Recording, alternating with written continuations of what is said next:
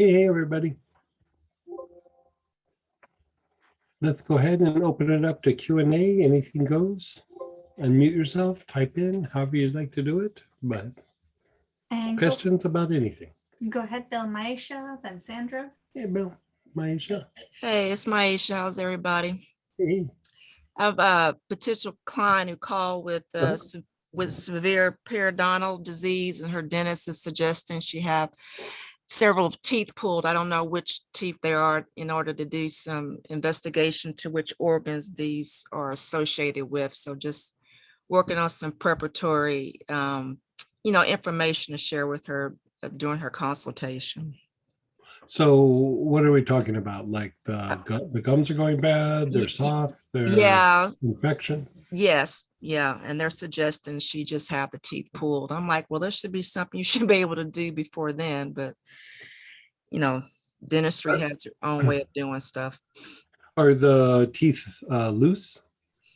Yes, yeah. Okay, so that's I mean, your best shot with be it herbs or oils is a lot of cypress in the mouth, like just gargling is not going to be enough. You're going to have to really like apply cypress like all over the gums, like probably take a few drops of cypress internally and Okay. constantly be gargling with cypress.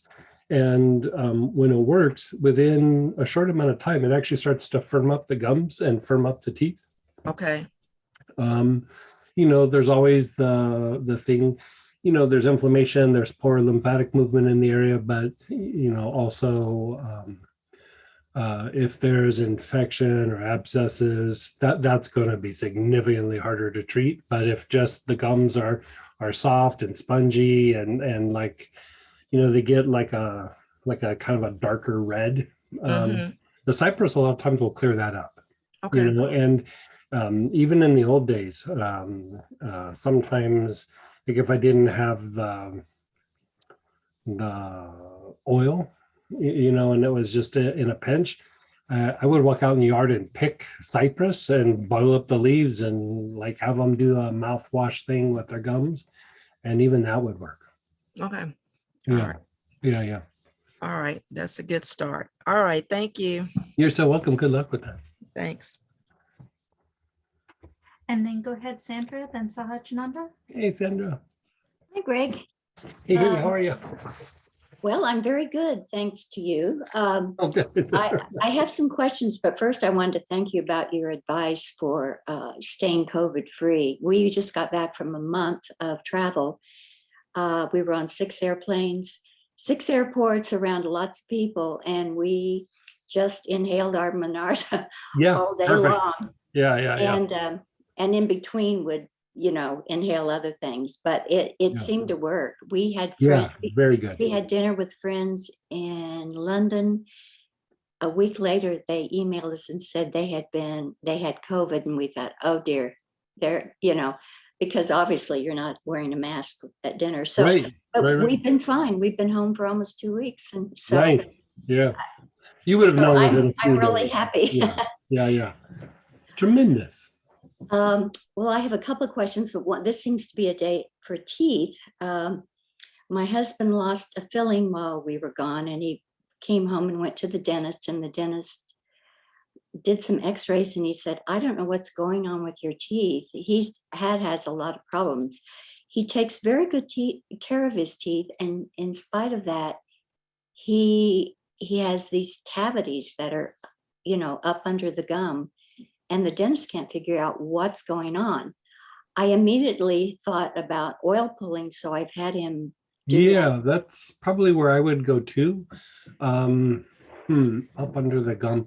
Yeah. It seems to be a systemic thing that's going on. It's more than just gum. Yeah, it's not the teeth. It's like there's probably like some severe like bacteria in the mouth, or it could even be sometimes in the gut and be coming up. And so like I like the idea of the oil pulling. Boy, what would I do with that?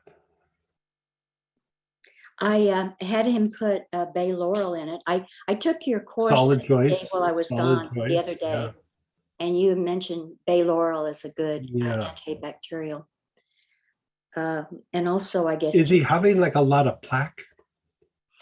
no, he doesn't have a lot. Okay, of plaque. that's That's what's good. so kind of puzzling.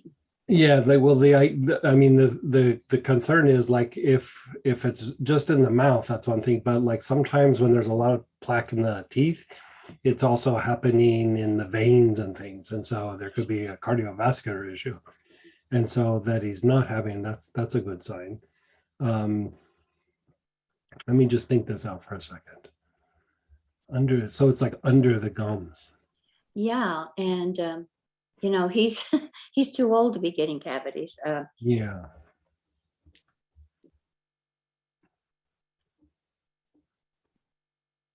Okay, I'm gonna go a little bit off, like get weird with this a little bit. And so this is what I would do is like I would go to the health food store Mhm. and I would get a tincture, like there's different kinds of tinctures or like grades of tincture of echinacea, right? Okay. And I think who makes it? I think Gaia makes a super echinacea, because there's different kinds of echinacea.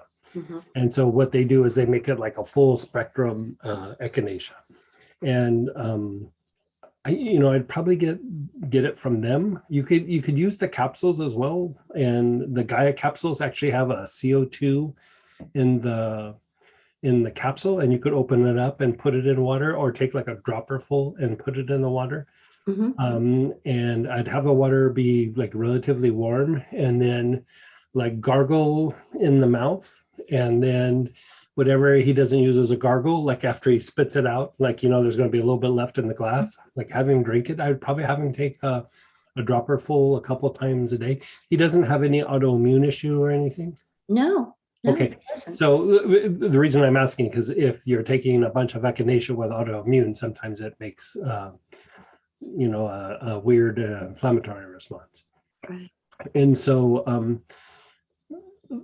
like that does a bunch of different things. And one of the things that's really good for is echinacea. We think of it as like, fighting colds and flus, but like how it does what it does is it's a really good blood purifier. Oh. And that stuff is happening up under the gums. Mhm. Is that there's just like probably like inflammatory material that's in blood that's getting stuck in the tissue up in there, and no matter what, this should help. I would also take the tincture and like put it on the finger, and then like rub the tincture, like how I was talking about the cypress, but do it with echinacea. Okay. Because you're treating something different than what we were talking about before. Mhm. And echinacea is incredibly good for the gums. Like many years ago, for a company that I did some like work for, is we spec'd out a mouthwash that we made that was echinacea based. And, we added some essential oils and everything, but it was a really good mouthwash. The company didn't last very long. They didn't have great marketing. They were good. They couldn't make it. But I wonder if I could even if I couldn't find that formula, we could come up with something again. But just the echinacea by itself is actually really good for this issue. Okay. In like when I was traveling with the medicine man when I was in South Dakota, a lot of times the plants are not named like for them in the tribe. They're not named how we would name them. Like, like echinacea grows wild up where I was at. It was up in the Dakotas, and they didn't call it echinacea. They called it toothache medicine. Huh. And so it's what literally you would use when there was like a toothache, a cavity, an abscess, or something that's like super inflamed. You would go, and it's really hard to pull because the roots go down really deep. And so once you got it up, you would take a piece and cut it off and just like have the person like kind of chew on it for a little bit. And it has a little bit of a numbing effect, but it cleans up the gums. And so I like that. Like cypress is very good for like when the gums are real spongy and like what they're talking about, like where they're going to need to pull the teeth. But here you're just dealing with cavities and that it's up under the gum. That's just the gums are getting toxic. You know, there's just some sort of toxicity happening there. And I mean, a lot of times it's just either something in the blood, like inflammatory material, or the lymph has just gotten really stagnant in the mouth, which happens. You know, like here's another example of like how we don't think about the gums, but people would come to me with like really impacted sinuses, like really super impacted sinuses. Like, you know, even when they would do things to open up their sinuses wouldn't open up. And, you know, we'd try a couple things, you know, oils, everything, healing, nothing would work. And I'd slap on a rubber glove and I'd get in and I'd just start rubbing the roof of their mouth and their nose would just totally pop open and release. And then the treatment, whatever, you know, healing or oils, then they would work. But it was so impacted that it would impact the sinuses. And so, I mean, all I was doing was just moving the lymph on the roof of the mouth and it would like let everything go there. So the mouth can actually get quite like toxic. And so, would bay laurel be good for that then?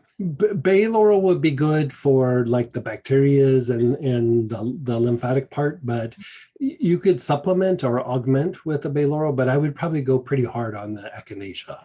Okay. Like the echinacea is really good for cleaning that up. We're in the process of running down an echinacea CO2, but we're not going to probably have it for several months. And, you know, I want to get a sample and have it evaluated off to a lab and all that. And so by the time we get it, you're going to be past needing it. Okay. So I would just go get the tincture, get a super strong tincture, like this, I think they call it super echinacea. And yeah, just apply it, gargle it, keep doing the pulling. And I'd probably do the pulling with the bay laurel. Like I like that as well. And between the two, it should help to somewhat resolve that. I mean, at least in theory, like that's pretty solid. I mean, there's always other reasons that it could be happening, but you know, you just go through and you start fixing things and cleaning up the gums. You know, energetically, the two dirtiest places on the body are your feet. You know, like the knee down is etherically like just dirty on everybody, you know, the dirtiest part of a person, and then their feet. And then the second is the mouth. Oh, yeah. Like the mouth is just always, so, you know, the idea of the pulling, of putting oils in the mouth, of gargles, of things like that, it just kind of keeps everything clean and kind of healthy. Yeah, thank you. Yeah, you're so welcome. I have one other question, if I might. I have a client who suddenly, he's had controlled blood pressure for years. Suddenly his blood pressure is high and he's feeling dizzy. So my thought was like he's maybe taking too much medication and it's gotten too low, but it tends to be high. So he went to his naturopath and he said that he had problems with his adrenals. And when I scanned him, he did seem to have a problem with his adrenals. So I have a question. On your workbook here, you've got adrenal stimulants and you have adrenal tonics. And I was wondering what's the difference for calming down and sedating the adrenals, you could do a couple of different things. And with this particular issue, I like to do like two things here, right? And potentially even three, but let's talk it out a little bit. So for first part is blood pressure can be like pretty complex. Like you know, it's not an easy thing where you can go, oh, this treats this and can lower the blood pressure. There's potentials, right? Because even when you look at like pharmaceuticals, there's lots of different kinds of medication to address high blood pressure. So it's never like a straightforward, like this does that. You know, you're having to look at like the functional component. And so, here, like you said, the adrenals are a bit overactivated. No, I'm sorry. I must have misspoken. They're actually depleted. Oh, depleted. Yeah. Um, But, when I was looking at your notes, you have an adrenal stimulant, which I would assume would be a good thing. And then you've got a tonic, and I wasn't sure when you would use either of those.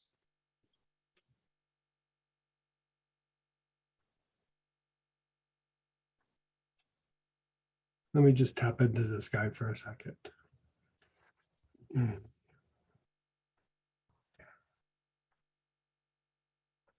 Okay. So depleted.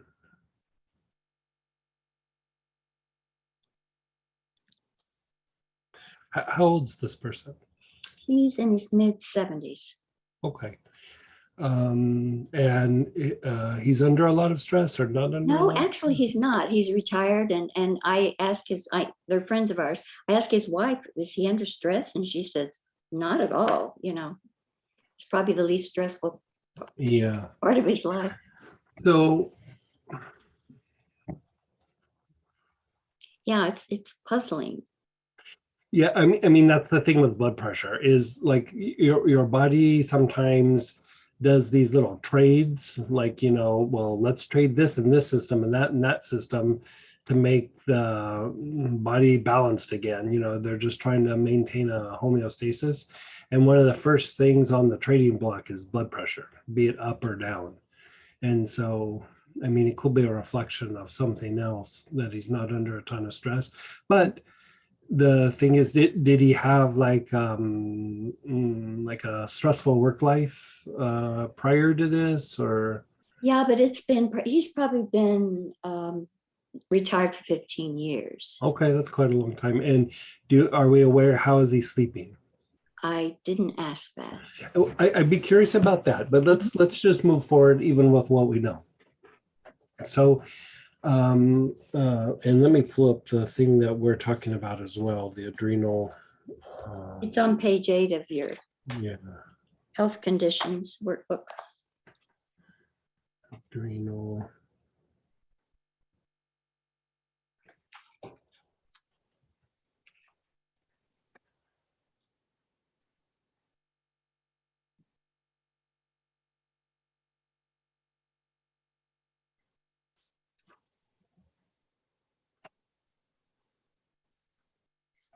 Okay, so let's do it like this.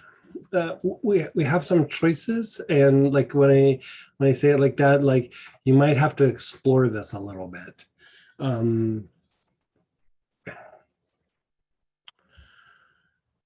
We can look at this a couple of different ways. And so, I mean, I think it's a good conversation to have because blood pressure, I mean, it's a very common health ailment. Mhm. It's like I said, it's complex, but for this individual, let's look at it from 2 points of view that kind of overlap. But so one,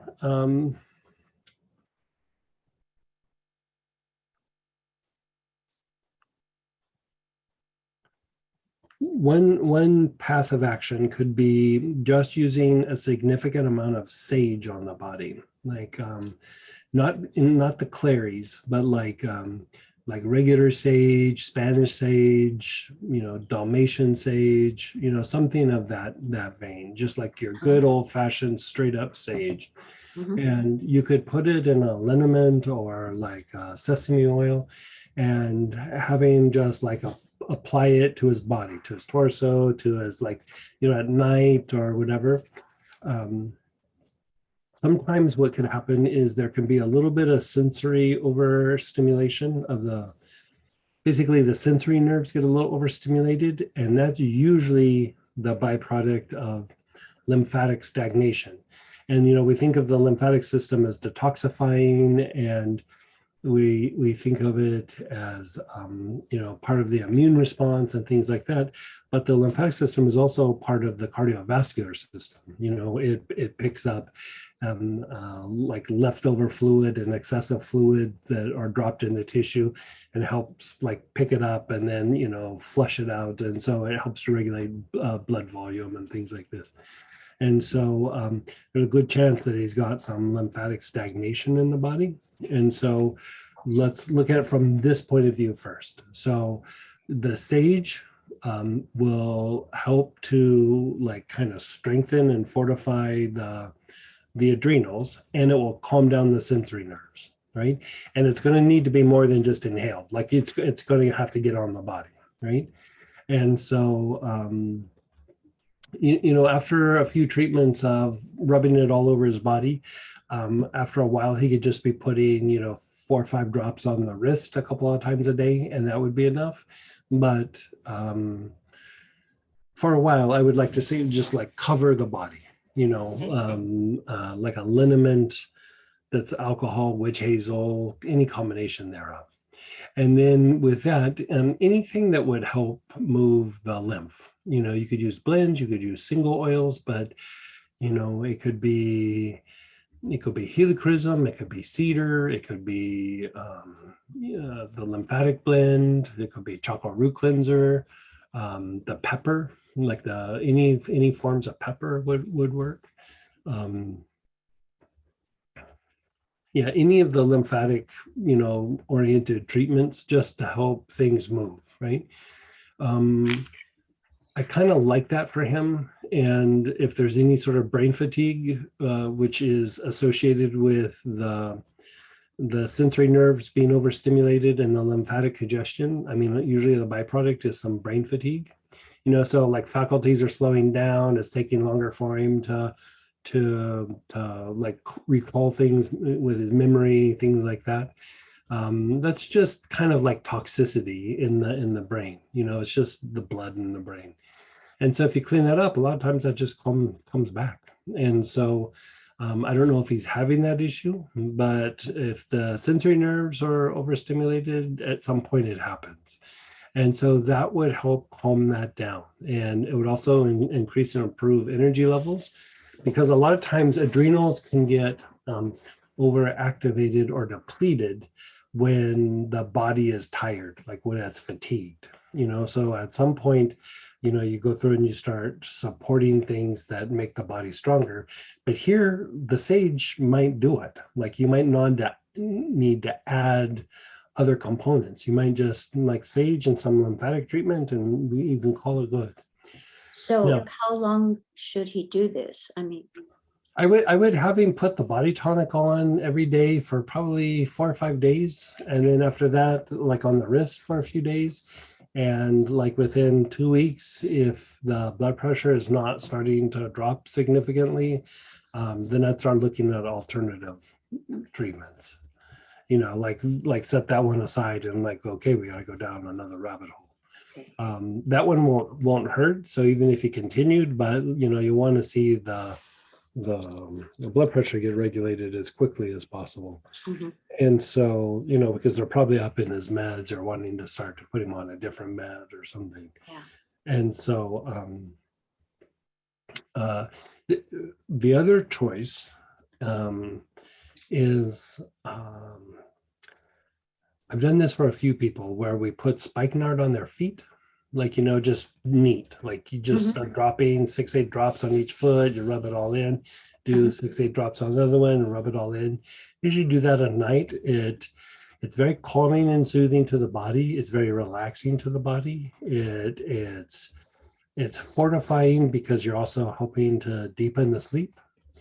I also like to use something during the day that has a little bit of a sedative effect on the central nervous system, which can be like your Pettigrins.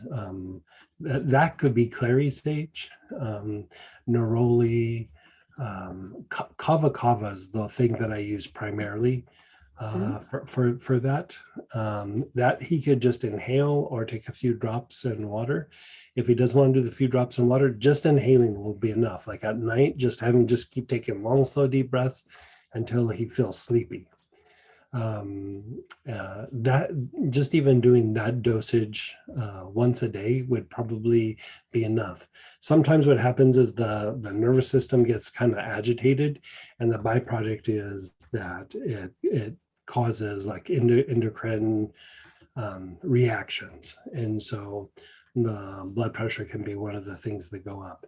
And then one that we don't think about so much for blood pressure, like in this combination, is jasmine. And jasmine is fortifying, especially to the spleen, and his spleen is depleted, by the way. Oh. Yeah, his front and back spleen are depleted. Oh, The energy centers, they're Okay. depleted. And so the jasmine would be helpful for that. It's kind of relaxing, but one of the things that it does is it helps to open up the periphery, the peripheral like capillaries. Like it helps to open up like the outer like little blood vessels. mhm. And the act of doing that a lot of times will actually start to lower the blood pressure. Oh, sure. Yeah. Yeah. And so you could try either one first. Mhm.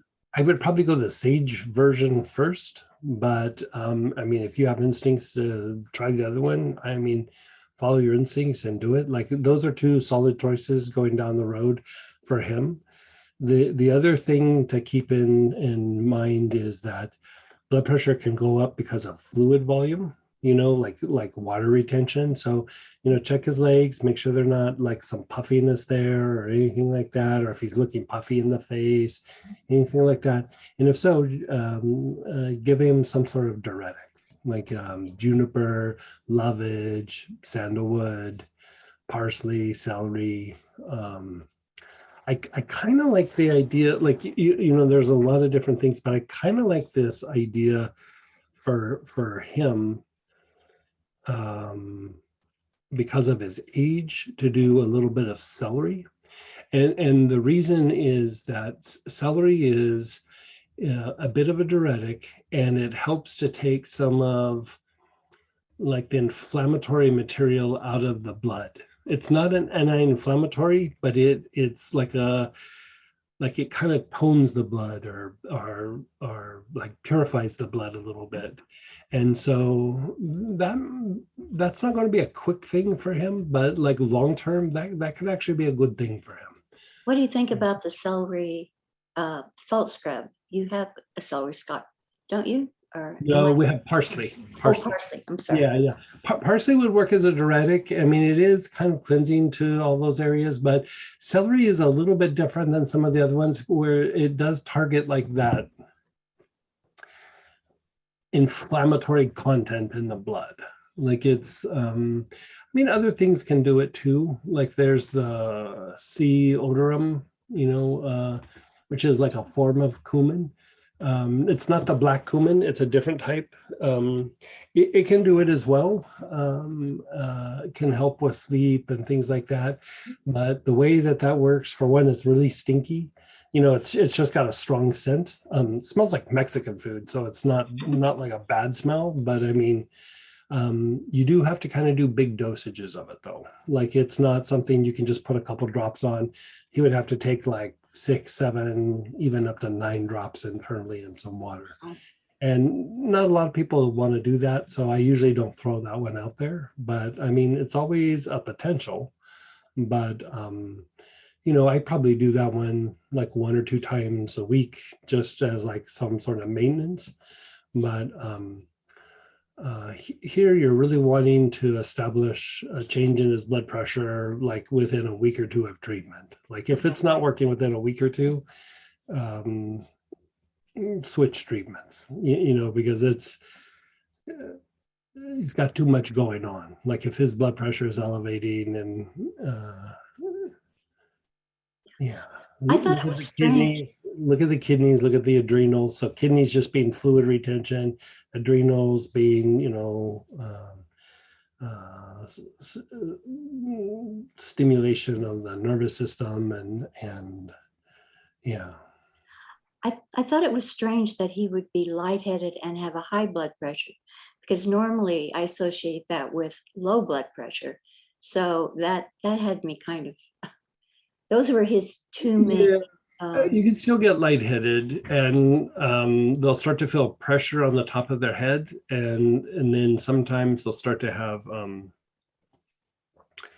little bit of like pressure on the top of the head, or a little bit of a headache up there, or they'll start to have a really deep in the center of the head headache. Mhm. And then the upper part of the abdomen, like right below the ribs, the part of the digestive tract, they'll feel like a weird tension in that area, like it feels like wound up. All of those can be when the blood pressure goes up. Yeah. All right. Well, thank you so much. Yeah. Keep us posted. Like if you need help adjusting any of that, or Uh-huh. there's not like a set rule of thumb where you can go, these three things will produce this result. Mhm. It's a lot of problem solving. Yeah. And feel free to email us and we'll go back and forth if we need to. Okay. Thanks so much. You're so welcome. Hey, and I'm glad you had a good trip and didn't get sick. Yeah. I again, my husband said, tell Greg thank you, because he was so worried the whole time we were going to come down with COVID. And Yeah. it's a miracle. I mean, it's not really, I know why we didn't, but it Yeah. is. Yeah. I was concerned too. Yeah, it's crazy out there. It is. And Now it's that it's getting the more month. crazy. I was reading up on monkeypox and I was like, boy, it's like another virus. Ugh. Yeah. And then go ahead, Sahajananda, then Denise. Hey, Hi there. how are you? I'm good, thank you. I have some technical questions. I was wanting to order some oils, and like the two oils I want to ask about are lavender and chamomile, because there's so many different kinds of them. Mhm. And it's like, well, I don't know which one. I mean, I don't know Well, if there's a big difference or what. They are a bit like more so in the chamomiles than the lavenders. Lavenders, it's a little bit like wine, like where like I have the Bulgarian and the French is so yada yada. It's a little bit like that. Right. Like some have like a higher note, some have a little bit of a lighter note, some are a little bit heavier. I mean, there are some differences, and but what? Tell me, what are you just going to use that for? Just general. Just general stuff. Yeah, just general. Just regular Bulgarian or French would be good. If you want a little bit fancier, the Provence is the fanciest of the lavenders as far as like scent, and like it is like the super fancy French. Then like for more like kind of like spiritual practices, like for offsetting like Kundalini syndrome and things like that, all of the lavenders work. But the high altitude lavender and the lavender out of Kashmir, which is also a high altitude lavender, are a little bit better for that. They're all the qualities of the lavender, the calming, relaxing, nervous tension, kind of cleansing, things like that. But different places, the lavenders generate like some slightly different colored pranas. We can look at it from that point of view. And most lavenders are a lot of violet with a little tiny bit of blue. But Kashmir and the high altitude lavenders, there's no blue prana in it at all. It's just this like really brilliant violet prana. And so it's very good for like cleaning the body, raising the vibration of the body. And so if you have like overheating issues with meditation practices, or, like doing Kundalini practices, it's a way to prevent Kundalini syndrome, things like that. Any of the lavenders work, but those work a little bit better. Then you have lavender malleate, and lavender malleate has a bit more blue prana in it. So out of all the lavenders, it's probably the most relaxing.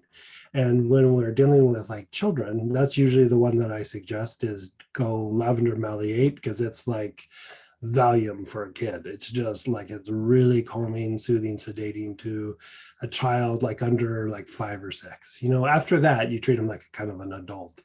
But under that, it's just, it just kind of knocks them out.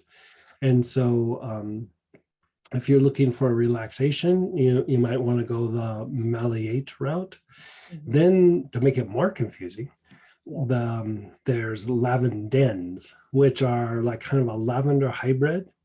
And these are a little bit geared more towards like detoxifying, and they're a little bit better at taking out like body tension, like, that nervous tension. So the lavendens are kind of a little bit more specific to like muscular aches and pains, nervous tension. All of them will do it, but they're a little bit better at it as well. And then if you're not sure as well, you could also do the Lavender Supreme, which is basically all of them in one bottle. And so, the Bulgarian, and we actually have a Ukrainian lavender. I think it's on the site. It might not even be on the site, I but think it is, because I think I yeah, saw so it. Ukrainian, Moldovan, and Bulgarian all are a little bit heavier in their scent. Like, it's just it's like a stronger, like a little bit greener scent, where like the French tends to be a little bit of a lighter, more like heady scent. And so a lot of times it's just kind of preference more than anything. That's why I go to the wine thing, where, I have friends that are medical aromatherapists, and they're like, I have 2018 French lavender and da da da da da, so much better than the 2019 lavender. Like, it can be a little bit like that. It does what it does. But there are years where the stuff comes out smelling a little bit better. There was one year where I think it was like 2015 or 14. The Bulgarian lavender smelled like lawn clippings. Like, it didn't even smell like lavender. Like, I don't know what happened to it, but I think it got some rain like real close to harvest. And I didn't buy Bulgarian lavender for like a year and a half. And so it still would work, but people would get turned off by it. And so any of them will work, but it's just like, what do you have?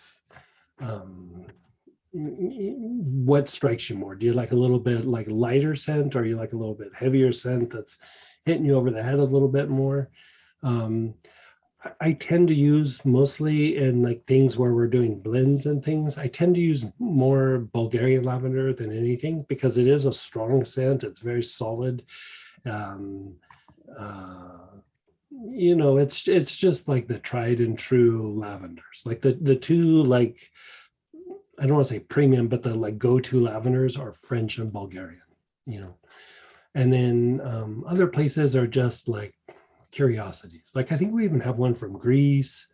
We got a bunch of different lavenders, so it can be confusing, but Well, I just wonder why you have so many on the web. Why would you have so many? It's a little bit of like, well, I like making the Lavender Supreme, and I'm just always curious of like, I get a kilo or two of something, and I was like, I want to see what this smells like. I want to see what that smells like.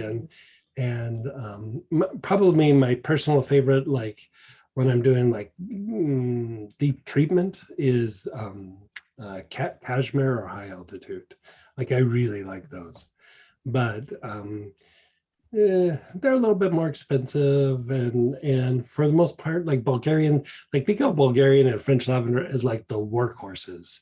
Like, I think of like the lavender Provence, it's a little tiny bit more money, like a couple of dollars. Like, it's like $4 or $5 maybe more a bottle. It's almost like perfume grade. Like, it's got like really high note. It's just got a really defined scent. It comes from this little area in France. It's hard to get on. And then there is a, do we have the wild lavender, the Sauvage, on the site? To make it more complicated, there's also a Lavender Sauvage, which is I know, I almost just did a link to like everything. Oh, a wild lavender. That is, again, it's a fancy lavender, not because of the therapeutics, because of the scent. You know, like if it was stronger therapeutics, I'd go, oh, this is the one that I get. It's really about what your nose likes. Mhm. And if you're not sure, I just go Bulgarian or French to keep it not complicated. Now, with chamomiles, it's a little bit more defined. Again, what are you trying to use the chamomiles for? Um, I just was like, realized I didn't have any, and you always talk about them, Roman or what was the other one? There's There's, Roman, German, yeah, and Roman, then German, Cape, which is a South African chamomile. right? Sometimes even blue tansy is referred to as Moroccan chamomile sometimes, but I like to call that tansy. And Uh, so here's what I would say about that. Like the Roman chamomile is very good for when you're treating a little bit more like emotional things. It's light. It's good for anti-inflammatory stuff when you're blending it with like helichrysum and Roman chamomile really go well together. You know, it's a good anti-inflammatory. It's like what you would use to stop like itchy skin and things like that. It has a physical component, you know, as far as anti-inflammatory and diaphoretic and helps purify the skin and things like that, along with chamomile. Um, and it's soft. It's a real pleasant scent. Like it's even something we use on kids to treat like colic and even like the tendency for little kids to throw like fits and things. It can help in that. Like for adults, it doesn't work like that, but for little kids, it does. It's like, but it's that kind of soothing, right? Now, German chamomile is like the Marines hitting the beach, right? It's not quite the pleasant smell, but it's super anti-inflammatory. It definitely stimulates the immune system. It has an impact on white blood cells. It cleans up the body from the metabolic waste after like infection or inflammation or when there's been an injury. When you put it on an area like say you had an inflamed knee or shoulder or something, it will have an effect of dispersing the fluid so that the body can assimilate it a little bit better. Very, very good anti-inflammatory. Like when anything is red and heated or something like that, the German chamomile is much stronger. Over a long period of time, like if you're going to be using it for like treating something for several months, Roman chamomile would be better. Like German chamomile, again, is like the Marines hitting the beach. You use it for a while and then you stop. Roman chamomile you could use for a really long time, but the German chamomile, just because of what it does to the immune system and everything, you know, after 3-4 weeks, you give your body a break of like a week or two, and then you can go back to it. And so, you know, it's not, I find it very pleasant smelling, but it doesn't have quite the pleasant scent that like Roman chamomile does. And so it still has a good impact on emotional healing, but it's like you can sit longer with the Roman chamomile. And the thing that I like about the Roman chamomile a little bit more is it has a little bit of a resetting to the thymus in the chest, you know, tied to your immune system. And you know that organ, that gland can get like pretty agitated sometimes, and it does have a little bit of a reboot reset for that. And so yeah, Cape chamomile is a little bit more of a specialty thing. Like it's probably more similar to Roman chamomile than German. It does have some slightly more anti-inflammatory properties, but Cape chamomile can make you like expel like lower emotions a little bit easier if you needed to do it. Like Roman chamomile is a little bit more soothing, and Cape chamomile is a little bit more purifying. And so, a time and a place for that. But like a good example is like the Blue Healer, that blend Blue Healer. It's got German chamomile, yarrow, blue tansy, a blue cypress, and then it also has Cape chamomile, because Cape chamomile has a little bit of that blue tint in the oil. And that blue tint is a component called azulene in all the blue oils. It's azulene that makes it blue, and azulene is very anti-inflammatory. So like whenever you see an oil that has like that dark blue kind of tint to it, that's what it is. It's the azulene. Yeah. So Phew. Okay. yeah. I appreciate all that information. I probably will buy like more than one of each of them. They sound like if you're using it for like a workhorse, I'd probably go German. German. Yeah, I got that. And Yeah. that's even what it sounds like. So Yeah. I was like, I okay. mean, it is a workhorse. Yeah. But like, I'm trying to think of blends. The blend, I don't know if you remember from any other classes, the pain relief psychogenic. Mm-hmm. Yeah. So that's a lot of helichrysum and a lot of Roman chamomiles in that. Uh-huh. And so it's very soothing to the emotional body. It's very soothing for trauma. It's very soothing for and calming to the emotions in general. Calming and soothing to the nervous system.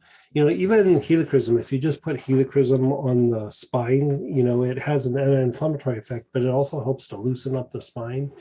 Different than marjoram, but it still will take some tension out of the spine, where marjoram will loosen the muscles up and allow the bones to move. The helichrysum will just take the tension out of the spine. And I would say Roman chamomile would be very similar. Mm-hmm. Okay. Yeah. Okay. And then the German chamomile, just to keep talking, the German chamomile is also very dark blue. And so like if you're doing it topically, it is a little bit messy. Like, you get it, it washes off, but like when you put it on your skin, it's just blue goes everywhere. Right. So it's always good to put it in a little bit of a carrier so you don't look like a character out of Braveheart. How they paint their faces blue before they go do something. Yeah, it can get a little messy. Well, that's really helpful and just gives me more confusion, but I definitely will be getting some of them. And I just had one last question, which was the very first person that was asking about the gums. And I just wanted to know, how would you, I have to go back and look even what it was, the cypress, would you do that in a couple of drops, gargle in water? I would do both. Like I would do a couple of drops in water. It's always good to just do as like a tonic. Like you could do cypress every day for the rest of your life and you would be solid. Like it's well tolerated. It's easy to use. You could use big dosages of it. And so especially with cypress, I would probably do 4 or 5 drops in some water, swish it around and then gargle. Mm-hmm. And then like in that particular case, the gums being spongy, it's like when you push on them, they kind of go in a little bit, like it feels like you're pushing on a sponge, right? Yeah. And like even the teeth will start to loosen up, and the cypress helps to firm the tissue up. And so I usually had people gargle, take a couple drops internally, and then take several drops and then rub it on the gums multiple times a day. Yeah. Okay, great. Like the rubbing on the gums multiple times a day. The internal once a day, the gargle once a day, but a couple of times a day, just rub it all over the gums. Okay. Yeah. Okay. Great. Thank you. You're so welcome. You're so Okay. welcome. And then go ahead, Denise, then Cindy. Hey, Denise. Hi, thank you for taking my call. Okay, the helichrysum worked well. My scars is beginning to, Good. And the hematoma has gone down? yes, quite a bit. And actually, the surgeon kept saying, I can't believe it's been 4 weeks. I said, well, actually, it's 5 weeks and 1 day, because I honestly can't believe it. He really was. He says, I'm very, very pleased. He kept hanging around staring at it. So I think that's all good news. So can I give you a little bit of advice there? like, because if you tell them that you're putting helichrysum on it, like sometimes they'll go, huh, or interesting. Just tell them like, it's because you're such an amazing doctor.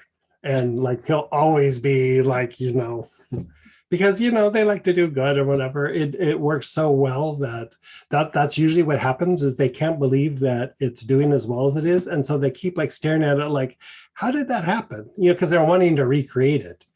But Okay. we've had multiple people where, post-surgery with like scars and like, hematomas or even like boils, where we treat it with helichrysum, and it's like usually like amazing results, and the person will tell them and they'll go, huh, kind of curious. And then, nobody's ever followed up with it. Like, nobody. So it's just, it is what it is. Thank you. I wanted to just, so when I talked to you before, we were talking about, Mhm. at least initially, like the paradoxical breathing and Right.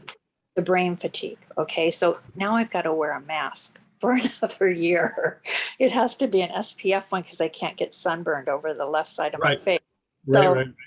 I can't breathe even more. Okay. Right. So do you have like something simple we could begin? Like we could do Yeah. it.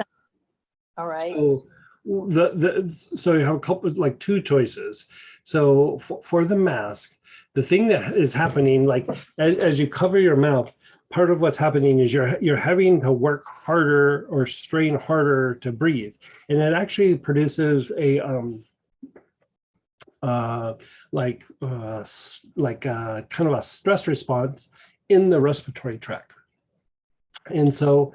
That blend pulmonary stress support is to actually literally reduce the stress in the smooth muscle of the respiratory tract. I mean, it targets just that. Like that's what it's for. So like weird kind of sinus issues, we've used it for that. Even like, how people get their ears plugged or clogged a bit. It's still inflammation, but it still just keeps reducing some of the stress. Because think of it like this, stress in tissue, like in the smooth muscle of the respiratory tract, reduces its ability to function. And so if you can reduce the stress in the tissue or in that system, it will start to function better. And so we use either the pulmonary stress support, or you could use Larch, which there's a bunch of Larch in the pulmonary stress support, but it's also got like Ami Visnaga, and it's got other things to augment what the Larch does. But either one would be super helpful for putting a few drops in your mask and then wearing the mask. Yeah. Oh, great. Okay. Yeah. And so like, did they give you a special mask or tell you like special materials to use for the mask or anything like that? They just said not to get it sunburned for at least a year, at least. And so it's on the left side, which of course that's the driver's side. So this is what I would suggest with that. And they might have already told you something like this, but because it's on the face, maybe not. But, like if you look at a t-shirt, for example, a t-shirt only has like 7 SPF. Like, if you're putting on sunscreen, like a t-shirt is not the best for sun protection. Like, it will protect you somewhat, but eventually sun rays penetrate the t-shirt and you still get exposed to sun. So there are companies that specialize in making high SPF, like clothing, like shirts, hats, things like this. And I would suspect that they make a mask. Yeah, I did get a couple of masks. That's it though. In order to breathe through those masks, I have to wear the KN95 because I can't breathe through so I have to be double masked. You're solid. If you're using that one, yeah, that's solid. Yeah. So you use the for as far as the sun protection, like that should be fine. And but still do the pulmonary stress support and or Larch. And that would be internal or? No, just inhaling. Can Like, she put it in her mouth? yeah, you could put a couple drops in the mask, or after you're done with the mask, and you can inhale it. Oh, Yeah. what? Excellent. Because the thing with the mask is like, I mean, it's a real thing. Like there was, in the early days of all the different masks, I had one on and I was at an airport and I was like, I am like exhausted. I'm about to pass out. I think there's something wrong with me. And I took the mask off, and like in 30 seconds, I was like, yeah, I'm all better. Like it was so thick, I couldn't get enough oxygen through the mask. And so I switched to a different mask and boom, worked fine. You know, didn't have the issue. And that thing of having to breathe through the material, you know, it causes stress on the system. So just stay on top of it so that the respiratory tract improves, you know, because like sometimes you'll even hear like on the streams and things where people have, or maybe over COVID, but like a month later, they're still having some of the difficulty with breathing, like they just can't quite catch their breath and all that. Part of that is the stress in the tissue, like it's inflammation and stress. And so with inflammation, we use the Helichrysum, but if they're not responding that great with it, then we switch over and we do the two of those. Sometimes we use hyssop to stimulate the medulla, which helps to stimulate the respiratory rate. You can do that with cinnamon and thyme as well, but hyssop, I like hyssop a little bit better for that. How about for the brain fatigue? Could I just, is there something I could start? I have basil. Yeah, sage. Sage. Basil is a very good cerebral stimulant, and sage is really good. Just your regular sage, Dalmatian sage, sage trilobo. Not clary sages, not Spanish sage would kind of work, but just regular sage would be stronger. Inhale and just several drops on the wrist, like 1 or 2 times a day. And over like a few days or a week, the brain fatigue will usually pop back out. Use the basil to sharpen the mental faculties, but it's a very good stimulant, but it doesn't always rehab like a fatigued brain. You know, it will make a fatigued brain function better, but the sage is actually what kind of strengthens the brain and the body. Thank you. That's great. You mentioned at the very beginning about COVID and the couple that were traveling and they took something. What was it called? Monarda. Monarda is one of the best antivirals in the essential oil world. Like, you know, there's several things that are antiviral. Bay laurel is antiviral, Ravensara, Eucalyptus radiata is especially good. Neoli, which is in the family of tea tree. It can strengthen the immune system and help you fight off viruses, but the best antiviral is Monarda. And so, you know, you can inhale, but like if you're really feeling that maybe you're exposed or wanting to pump up the immune system, then I would take a couple drops in water, like a solid glass of water, because it has a little bit of a bite to it. So, you know, you want to be able to wash it down really well. You know, if the system has been under stress for a long period of time, or like as a person ages, like sometimes, regardless of their age, this can happen at 25, 35, at 75, but at some point you just start getting sick easier, you start getting inflamed a little easier. And sometimes it's your immune system actually ages faster than the body. You know, it just starts getting worn down and reactive.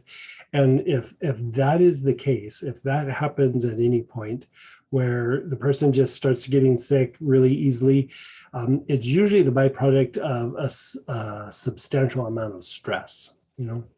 But it could be a physical condition, could be psychological, could be environmental, could be lack of sleep. But the thing that rehabs that is Angelica. Oh, really? Okay. Oh, wow. Yeah. And how would you? I like every about 3 months, I do a week of Angelica, just keep the immune system strong. What's the application? You could do several drops on the wrist, but I do wrist and a few drops in the mouth. Wrist and in the mouth. Mm-hmm. And in water? Yeah, you do it in water. I don't, but like I'm just being lazy and I just put it in my mouth. It's not a really strong scent, and so it doesn't have a big, super strong flavor. So I usually just put a few drops in my mouth and wash it down. That's excellent. Thank you. You're so welcome. my son, just please know I have, he's not very cooperative. So we'll just deal with him down the road, okay? We'll Yeah, try yeah, to yeah. Bring clear, because I've run out of ideas with him altogether right now. I think he's kind of like being a mule, he's just not budging, Yeah. okay? Yeah. So, and my brain probably isn't working that great to figure out, a new approach to things. So thank you for your help. I really appreciate it. And then go ahead, Cindy, Hey, then Cindy. Miriam Smith, and then Mary Ann. Hey, Greg. Hey, hey.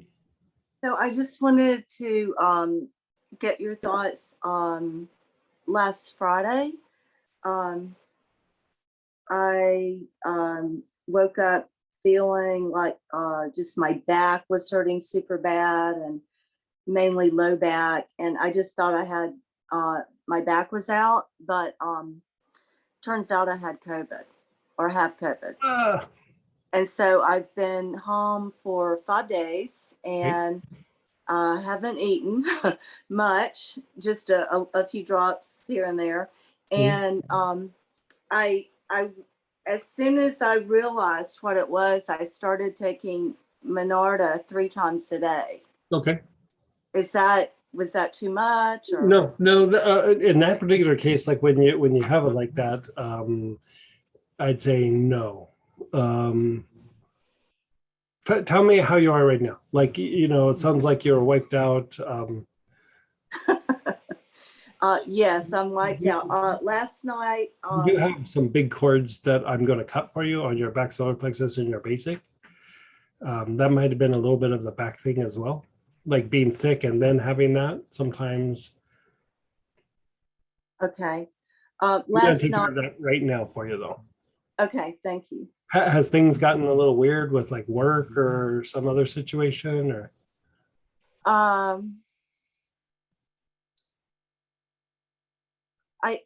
don't really, I can't tell about work. It's just, work is really weird.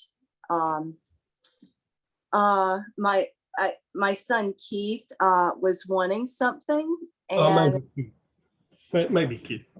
yeah, that's what I thought. And Yeah, I that's did, what it is. I did what he needed.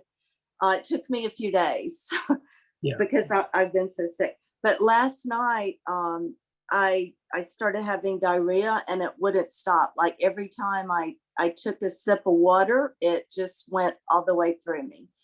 And it's lasted for several hours. And then I finally thought to take some more Minarda, and it made it even out a little. And then today I still have it, but nothing like I can take water and juice now.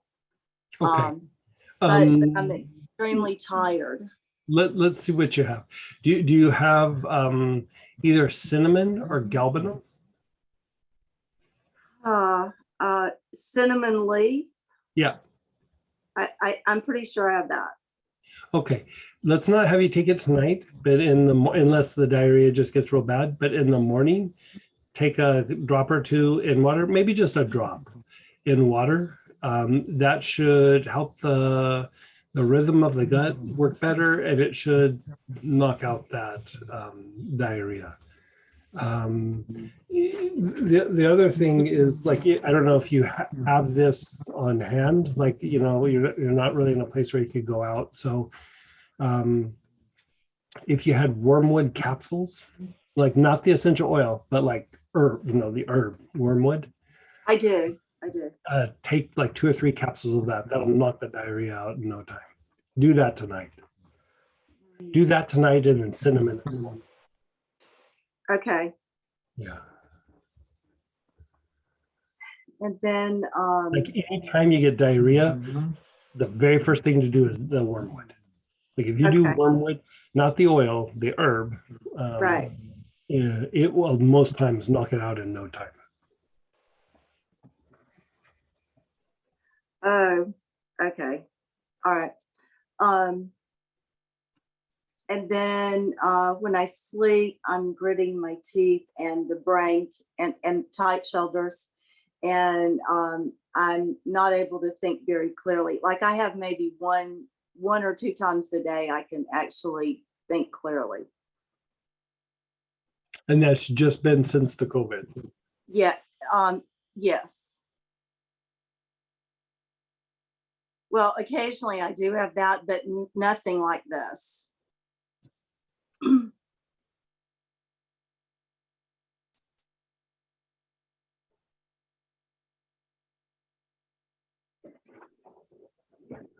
You have any lemongrass? Yes. Okay. You could take a drop or two internally, but this one you could probably get away with just doing a lot of long, slow, deep breaths with the lemongrass. I like it for a couple of things. So for one, it is very good for contagious diseases, like, any sort of like flus, viruses, things like this. Very good for that. It has an impact on the lymphatic system. It has an impact on the function of the sympathetic part of your nervous system, which your body goes into a little bit of fight flight when you're dealing with some of this. And it has a sedative component to the central nervous system. Part of the grinding is the nervous system has gotten agitated, like it's gotten like stimulated, and we're just needing to calm it down. So the lemongrass would work, petitgrain, neroli, mandarin, kava kava, clary sage, and even like spikenard, valerian, they would also work. So basically just try to keep the body like calmer, because there's been several cases where the people with COVID have reported like the diarrhea and the teeth grinding, and it's been those things like the nerves of the gut and the nerves, the whole nervous system just gets a bit agitated because it throws the body into like a crisis. And so the body just starts, spinning out, trying to deal with all these different things. And it's like kind of red alert. And so the body just doesn't calm down like when it needs to calm down. And so it would help you like be able to rest more comfortably as you're, working through it and getting over it. Yeah. Your symptoms are feeling like they're improving, or are you not feeling like you're improving yet? Well, I'm definitely improved from the first day. The first day, all I could do is sleep. Today was kind of a hard day. I was super tired because of the diarrhea last night. But I would say I'm improving, but it's kind of back and forth. Yeah. And so my thought is to stay home till Monday. Yeah, you're going to need a few more days. That's not out of the ballpark there. I mean, I'd let yourself, because the thing is, like, even as you get better, the thing that's going to linger is fatigue. And so the cinnamon's kind of good for that. Sometimes I use things that are a little bit like fortifying and a bit of like a nervine or nervine, like Melissa or something like that. You could do it with the herb Melissa rather than the oil. But chamomiles might work in that way as well. But if you just keep the body strong through it, the body will get better. Ravensara, if you have it, can be really good here. Neoli can be good for keeping the body strong. But you are going to just need some rest, especially for as bad as you were feeling and the symptoms. So just let the body recover. Yeah. Okay, thank you. Yeah. And keep us posted. Like send us an email, like update in like a day or two. Okay, thanks. Yeah. And then go Miriam Smith, then Marianne. Hey, Miriam. Hi, Hey. how are you? I'm doing good. How about you? I think I saw in the news that it was super hot up there in your guys' neck of the woods. Yes, It has been really Got the hot. snow, and then you got the heat, and then you're gonna have the snow again. I know. So, my thumb, it's like it's progressing in its discomfort. It's more uncomfortable. It hurts. It's clicking more. I get up in And the so, morning. if I remember right, when we were talking about last time, like there's starting to be, there was also some like body inflammation that was happening as well. That's been ongoing for a couple of months now. It's actually better, but Okay. it's still there. It's better. But it's my thumb though. It's like, so I wonder, my doctor thinks if it's a nodule. If it is, it's very small, but there is a very, very tender spot. I'm wondering if I can get around not doing the little procedure for it, which is not a big deal as I understand. So it is clicking. It's absolutely clicking, and I can push it through so that it opens up. But if I don't move it, like when I sleep, I don't move it. In the morning, it's like stone solid in one, it either open or closed. It doesn't even matter which position it is. It's not consistent. And so we did like, we had you use like eucalyptus citrodora or lovage or arthrocare or something, and you rubbed it on. Did that have any impact at all? What you had me do was the lemongrass, because you said, let's focus on the lymph problem that you saw in my body. Okay. But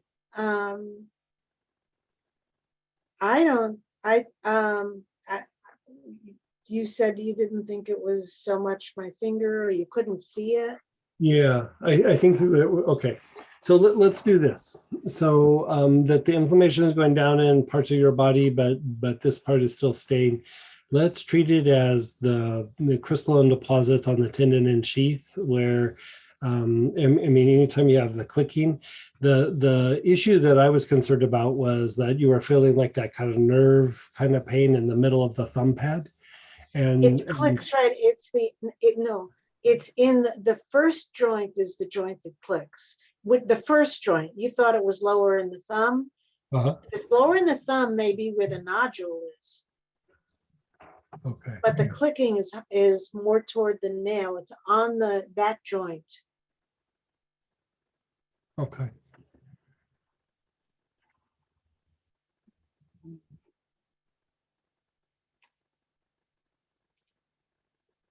It was funny. So I saw my medical doctor Mhm.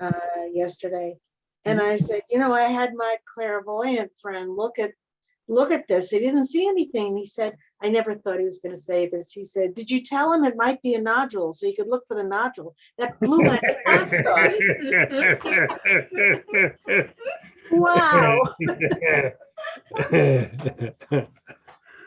That's super funny.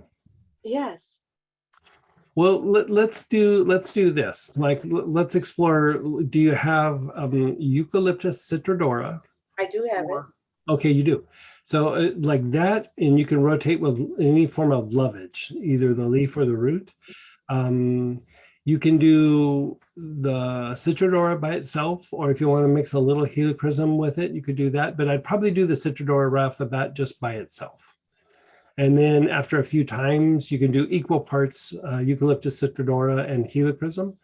And I wouldn't even put it in a massage oil or liniment. I would just do neat, and I'd hit the the thumb, and then jump up to the forearm and work the forearm, especially like if you see like this part, like if you follow the thumb like that side of the forearm, like really rub it into there and do it like a couple of times a day. Okay. So, sometimes the issue is that there can be just like these little pieces of debris. There could be crystalline deposits. Sometimes in extreme cases, the tendon like frays a little bit, and then it keeps getting stuck in the sheath. That's a hard one to resolve. but still reducing the inflammation is your best bet, and it can make it. I mean, I've had several cases where that was the case, that we were able to unwind it enough to where, you know, surgery wasn't necessary. But a lot of times they don't know that until they've either done an MRI or they like open you up. And so, you know, I always try to avoid surgeries if possible. And so, you know, it's just another stress on the body. I mean, if it needs to happen, it needs to happen, but, you know, try to exhaust all options before the surgery. And so let's have you go pretty hard with this. The thing that's nice about Eucalyptus citrodora is it is an anti-inflammatory, and it helps to break up like potential like deposits and debris and things. And so let's give that a shot. And the lovage, The same thing, yeah. Not as much of an anti-inflammatory, a little bit more for the deposits, but you know, if there's deposits, there's inflammation, and so I usually like kind of mix them. But right off the bat, I would just go with the citrodora, just hard, really quickly for a day or two. Then start mixing either the helichrysum, or you can mix the helichrysum and the citrodora is a very good anti-inflammatory for tendons. Like it is really good for tendonitis. The lovage with the Eucalyptus citrodora is more for deposits. Like it's good for deposits in joints, deposits in the tendon and sheath, things like that. Not as much for inflammation though. okay, so I do the eucalyptus, I just keep massaging that on, I do it straight. I go not only where it's uncomfortable and so forth, I go down All the my way up the arm, arm, yeah. follow it up the arm. Okay, and I do that as often as I do it for 2 days. And the lovage I do also, but separately. I would probably wait with the lovage for about 4 days out. Like I Okay, would do Eucalyptus citrodora, and then after maybe 2 days, do citrodora with helichrysum. Do that for a couple of days, and then after that, you could still continue those, or you can drop those and go to the lovage. okay, Yeah, that's how I would treat it. okay, super. And then I- keep us posted. I will, thank you very much, Hey, tell Dave hi. I will. Yeah. And then go ahead, Mary Ann. Hey, and Mary then Ann. Chris. Hi. I'm under a lot of stress from Okay. a lot of areas. And I sort of gravitate toward certain oils, and I'm thinking, you know, maybe I need to seek your advice in terms of Okay. getting some regimen. I'm Okay. currently still doing the Blue Healer tonic. Okay. How's that treating you, by the way? Um, I think it's worked in my arm, or my right arm certainly feels less. I mean, it wasn't, it's hard to describe. It wasn't exactly numb, but I knew the feeling was Yeah. somehow. Yeah. And now I feel the pain, where before I had no pain. Right. So, you know, I I hesitate using it sometimes. Yeah. I've been pretty consistent, but some days I'll think, I have pain on both sides. And, you know, I have had shoulder problems, but sometimes it feels like it's also muscular. Mhm.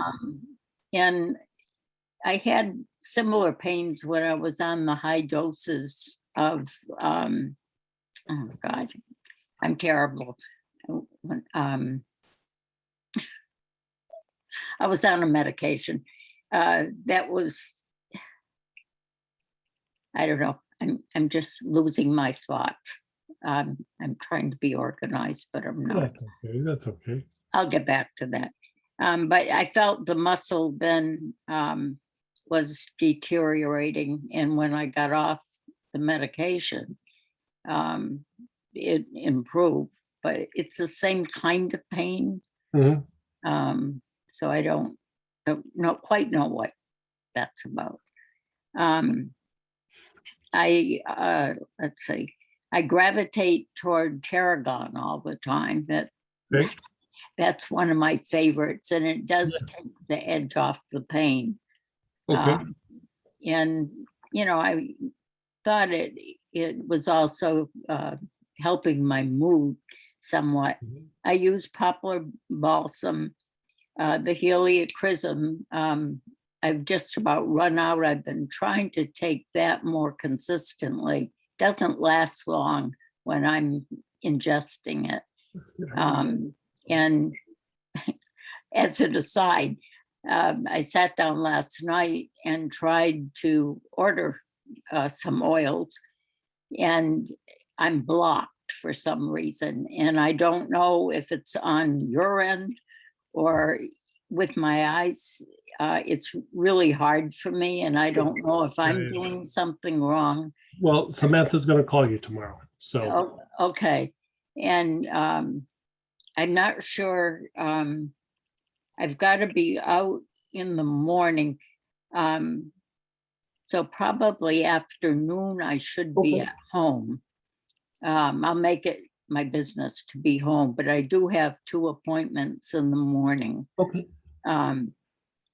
So I'm using the heliochrysum, the poplar balsam, and do you have that parsley soap anymore?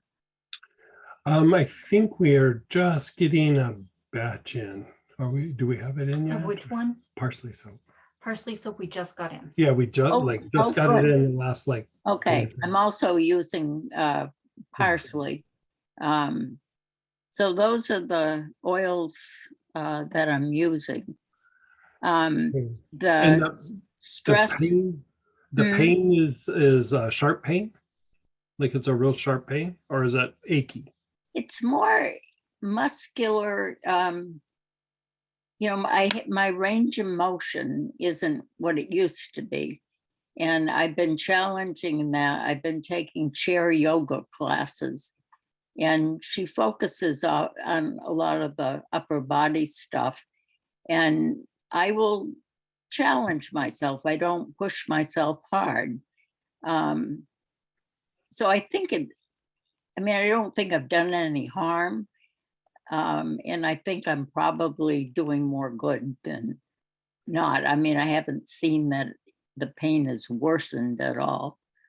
So I'm trying to work my way out of it. So, do you happen to have spikenard? Have what? Spikenard? Yes, I do.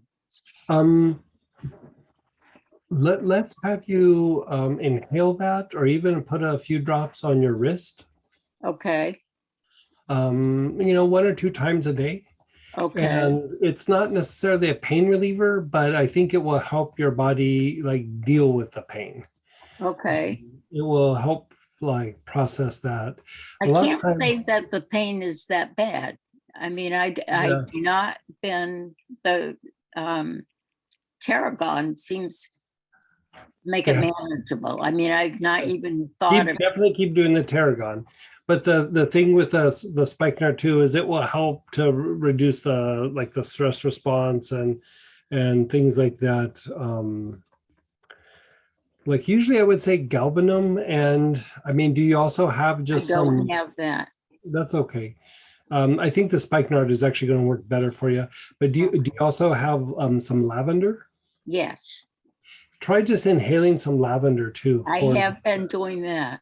Yeah, I'd even rotate that with the tarragon, inhale the tarragon for a while and then a little bit of lavender. And the lavender does have an impact on stress and nervous tension and things like that. And that's the thing when the body is in pain or is dealing with soft tissue issues.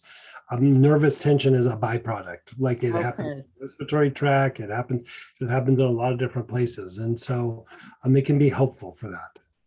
And in terms of the emotional stress, a lot of it is related, well, in some degree, unknown stuff about my health and the future.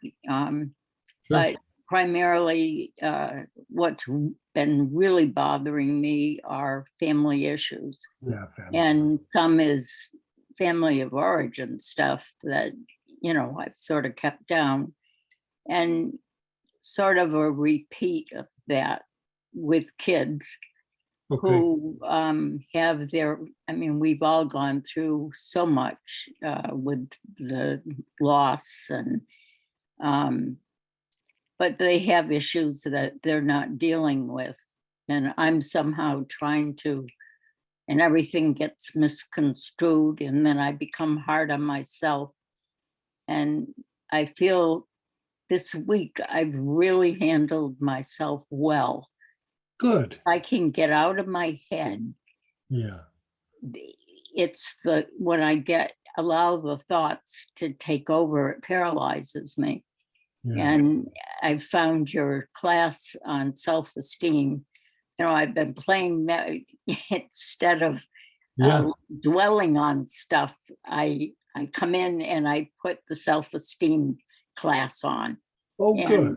I've been doing, you know, it's like I'm reversing some, Yeah. when I get feeling that way. Today I did all the things that I love that were available today. I went and picked raspberries. I, you know, went to places in nature that I enjoyed, and I enjoyed myself. Where in the past I would have become, I just would have become quite depressed. Right. And that is a big relief, and it's a new way of my handling a lot of painful stuff. Yeah. So I don't know what you'd suggest for that. I'd like you to do the spikenard because it hits a lot of those aspects, and then the lavender, and then when Samantha calls you tomorrow, I'll try to get a list of oils I want. I'll step in and we'll do a little bit more fine tuning, but I want to see how the spikenard and lavender treat you from now till tomorrow when she calls you. Well, I know the spikenard will be good because that's another oil I'm drawn to. Yeah, boy, it's so nice and soothing, and it So it just reduces our response to things. You know, it's like okay. Yeah, like it is also another one that's a central nervous system sedative, and so it just calms everything down. Yeah. And so, you know, like you can't stop the family stuff from happening, but like at the same time, it changes how you react and how you process it and everything. And so it's a solid choice. Yeah. It's funny because, I mean, I have been drawn to that. I haven't consistently used it, but I didn't trust just because I was drawn to something that it was what I needed. So I'm glad I asked. Yeah. Okay, thank So you so much. she'll call you in the afternoon tomorrow. Okay, that's wonderful. Okay. Thank you. Okay. I mean, I have a few people in the queue, but we're like at. How about we'll switch over to the angel thing. We'll still do the two people that are on there, and then we'll jump into angels. Okay. Okay, we'll do the three, and then we'll jump into. Okay, so Chris, Megan, Troy. if you Yeah, want. Chris, Megan, and Trey, we're going to switch over to angels. I'm still going to answer your questions, and then we'll do the angel practice. Sorry, but yeah, we just got to stick with the schedule. And I posted it there for you guys. So in the chat, and it's on our newsletter. So see you over there in just a sec.